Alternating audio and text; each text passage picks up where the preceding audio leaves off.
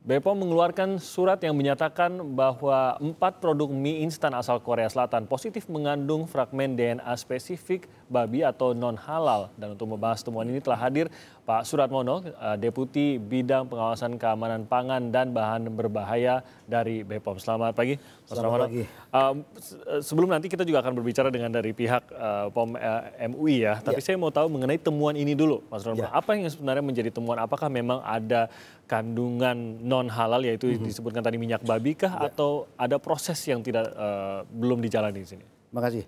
Sebetulnya perlu saya sampaikan bahwa kaitan dengan temuan ini tidak saja hanya untuk produk mie samyang. Tetapi kita ada peraturan Kepala Badan POM ya kan nomor 12 tahun 2016 yang itu merupakan pembaruan dari peraturan yang sebelumnya bahwa semua produk pangan olahan yang mengandung unsur babi atau berasal dari unsur yang bersinggungan dengan babi itu boleh didaftarkan, tetapi di labelnya harus mencantumkan tulisan mengandung babi. Harus menyatakan diri mengandung babi. Itu dengan disertai dengan gambar babi dengan tulisan warna merah yang mencolok dengan latar belakang adalah warna putih. Itu yang sudah artinya terkait dengan mie samyang ini sebenarnya ada banyak varian sebetulnya. Memang ada yang mengandung babi, ada yang tidak. Nah, banyak varian itu salah satunya adalah yang bersangkutan ketika mendaftarkan diri, dia memang mengklaim bahwa mengandung babi. Dan di labelnya kan juga mereka sanggup untuk mencantumkan tulisan mengandung babi. Tetapi kita kan itu kan di pre-market, artinya adalah janji perusahaan, janji importir bahwa pada saat mendaftarkan. Jadi mungkin ini kita depannya dulu. Ada produk dari produk bernama tersebut itu yang memang mendaftarkan dan mengatakan bahwa memang di awal-awalnya gitu. Dan sudah bersedia untuk mencantumkan itu di produknya. Di awalnya. Itu besarannya kan panjang kan. Nah, terus kita kan melakukan post market. Itu kan kita memang punya program prioritas yang seperti itu menjadi prioritas pengawasan kita. Tidak hanya mie samyang tapi produk-produk lain yang diduga kemungkinan ada unsur babi. Mereka mengklaim tidak pakai bisa aja. Nah, kita melakukan pengawasan di post market melalui pengawasan sarana distribusi, juga mengambil contoh di pasaran. Nah, di sarana distribusi itu kita punya namanya pedoman retail pangan olahan yang baik. Jadi kalau dia menjajakan atau memajang produk yang mengandung babi harus dipisahkan dengan yang non babi. Tidak di rak yang sama. Tidak di rak yang sama. Kemudian mengecek apakah label yang sudah disetujui itu tetap masih konsisten di lapangan. Nah, yang ketiga kita juga melakukan pengambilan contoh di lapangan. Nah, ketika yang awal-awal dulu itu mereka hanya tidak mencantumkan, kita perintahkan untuk segera ditarik untuk melakukan perbaikan label. Nah, tapi kan kita terus pantau terus kan. Ya, terakhir bulan Maret Mei kemarin itu kita juga terus melakukan panjang itu. Nanti kalau kita ceritakan panjang. Jadi sudah pernah ada peringatan begitu ya, karena ditemukan produknya yang mengandung yang seharusnya memasang label tidak ada labelnya. Pelanggaran label kan itu kan. Tapi sudah diperbaiki. Tapi di perjalanannya juga akhirnya terjadi lagi. Nah, kemudian selain itu ada juga produk-produk yang mereka katanya nggak mengklaim bahwa saya nggak pakai babi kok, nggak ada kandungan babi. Tapi hasil sampling kita menunjukkan bahwa produk itu mengandung positif DNA babi. Nah, itulah makanya kita lakukan penarikan. Berarti ada varian, ini sekali lagi ada variannya begitu. Ada varian yang sama sekali tidak dan ditemukan oleh BPOM tidak mengandung juga ada. Betul. Lalu ada varian yang mengandung tapi tidak ditempel stiker. Dan ada varian yang dinyatakan tidak mengandung tapi malah mengandung. Apa sanksinya terhadap ini? Sanksi kan jelas.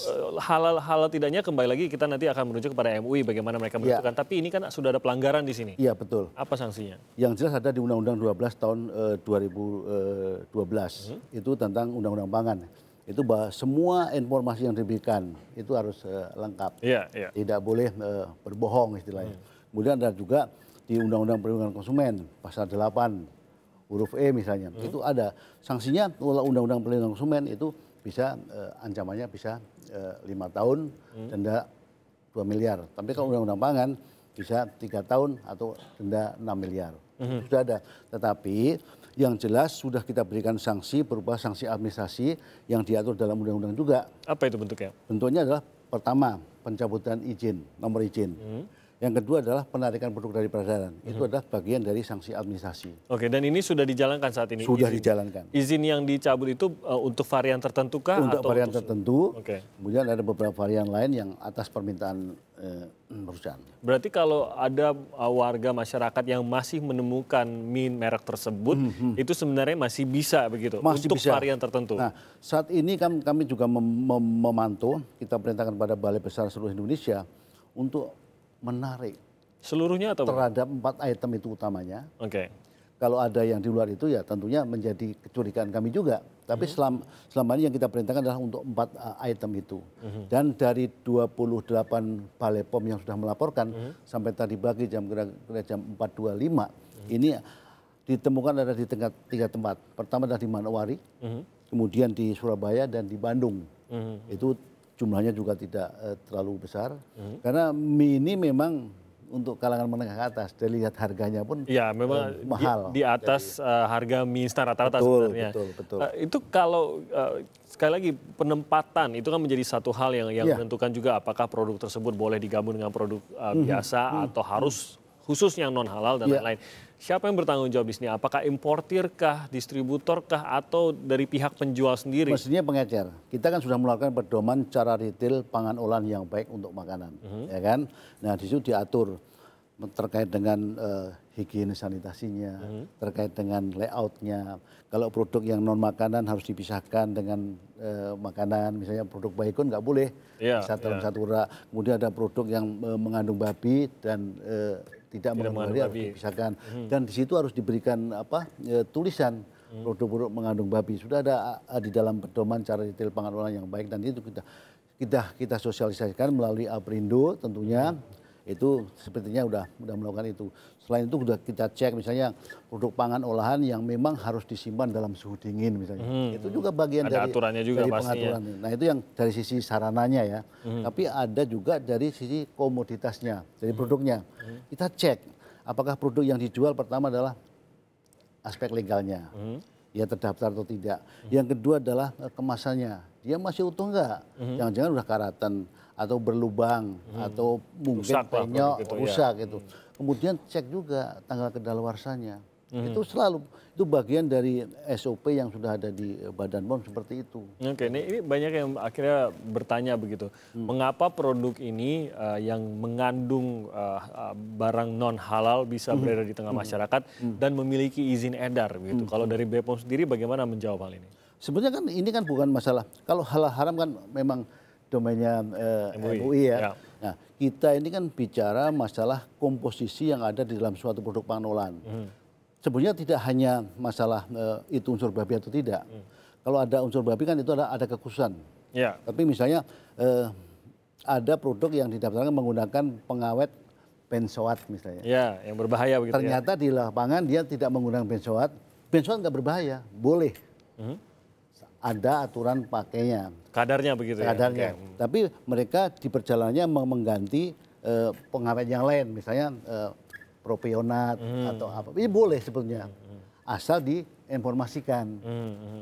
Nah, untuk yang mengandung unsur babi ini memang ada kekhususan. Ada peraturan Kepala Badan POM yang mengatakan bahwa untuk produk pangan olahan, termasuk yang lainnya itu, ketika ada bahan yang digunakan mengandung unsur babi, wajib mencantumkan tulisan mengandung babi. Ada kekhususan syarat tadi. babi. Apakah misalnya dia menggunakan gelatin.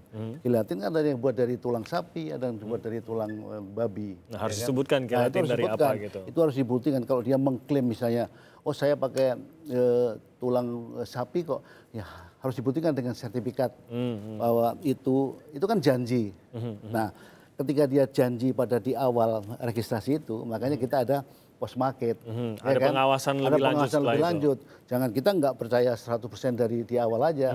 Makanya kita ada pengawasan post market. Nah, inilah temuannya pada saat post market. Yang dilakukan oleh Badan POM. Oke Pak Suratmono, kita akan lanjutkan lagi setelah jeda dan nanti kita juga akan mencoba menghubungi dari Lembaga Pengkajian Pangan, Obat-obatan dan Kosmetika dari MUI untuk lebih lanjut mengetahui mengenai syarat-syarat halal ini sendiri. Sesaat lagi.